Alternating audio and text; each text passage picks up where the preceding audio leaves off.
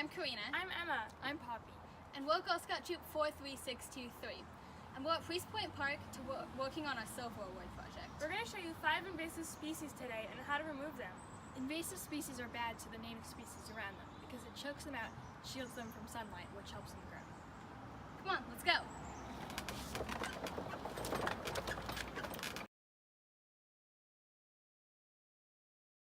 First up is English ivy. This plant is most commonly known for its dark green color and 5-pointed leaves. Like this one. This plant can grow in almost any climate. That's why you can find it on almost any hiking trail. Did you know that ivy is mildly poisonous?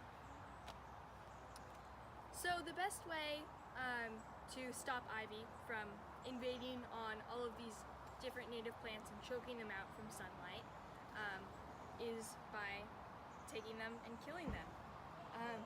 So you might ask, how do you take it down from a tree?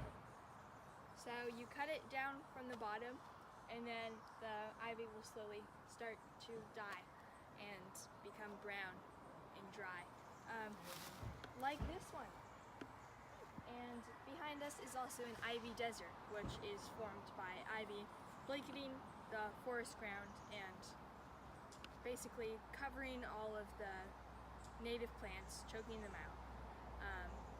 The best way to remove or try to cut down on this ivy desert is by pulling up the ivy, like this.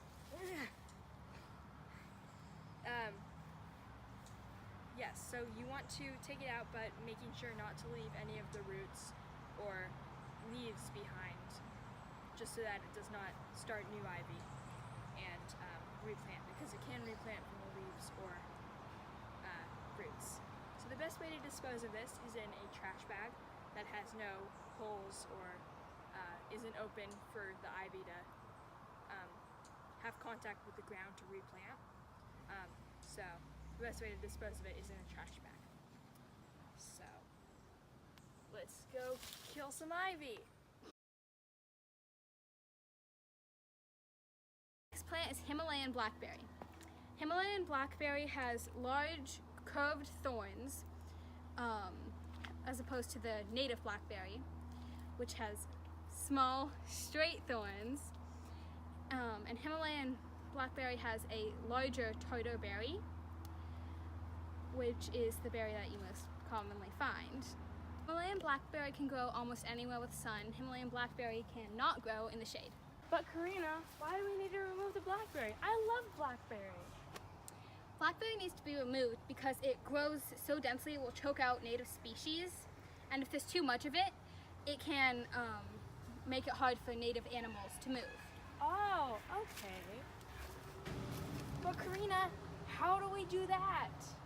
So the 2 best ways to remove blackberry are to dig out the larger root or root crown, or to cut off the top of the blackberries.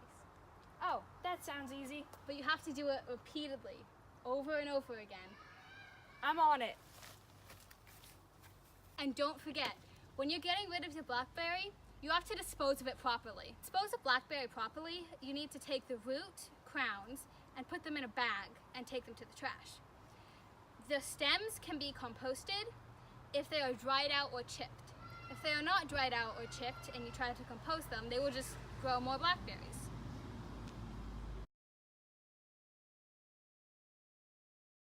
Is English holly. This plant is mostly identified by its dark green leaves, and it has spikes on its leaves right here. This plant can grow red berries in the fall and winter time, but since it's the summer, the berries aren't being produced right now. This plant isn't native to the Pacific Northwest because it came from Europe, Asia, and Africa. But since it's a rainy climate here on the West Coast, it mostly grows on the West Coast. It grows from Southern California to British Columbia. Holly mostly grows from small shrubs like this one or to a medium-sized tree. So to get rid of the shrub, you want to cut down all the way to the end of the stump to get it as low as possible. And then throw this away or chip it as you wish.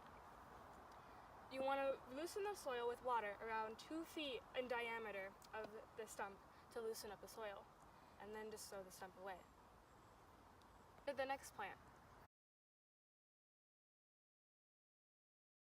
For our fourth plant, we are doing yellow archangel. Yellow archangel has a silver marking on the leaf. The leaf is oval or heart-shaped most of the time. Yellow archangel, you may know it by one of its other names: Herman's Pride, golden dead nettle, dummy nettle, weasel snout, or silver frost.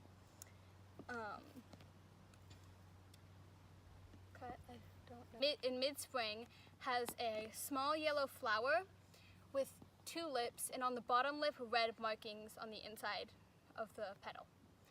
Yellow archangel can grow almost anywhere in the forest, from full sun to full shade. Because of its range, it can grow into dense ground cover mats that choke out all the other plants. To remove yellow archangel, you can hand remove it or use a weeder. To hand remove it, you pull it from the ground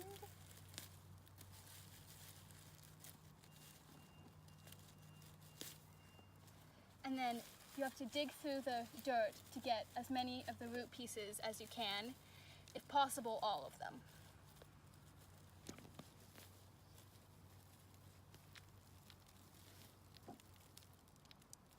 Roots.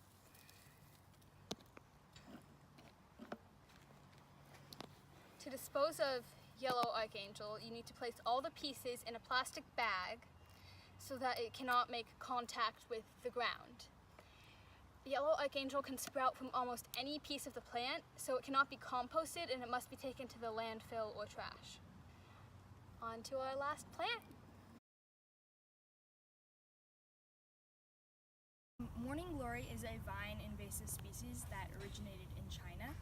It is saucer-shaped and has flowers. Morning Glory is a collective name for over 1,000 different invasive species. It originated in China and it has spread all across the world from then. Like most invasive species, it could be replanted through just the roots or other parts of it. So when disposing of it after you have just cleaned it up, you want to put it in a sealed trash bag just so that it can't reproduce from its roots. So that's the best way. Not in the compost, but in a trash bag. So let's get rolling Morning Glory. Thank you so much for joining us today to learn about invasive species. For more information on how to get involved, contact your local Parks and Recreation Department for more information about how to clean up local parks wilderness. And join us here at Breeze Point Park, Olympia, Washington in September for a work party. Hope to see you there.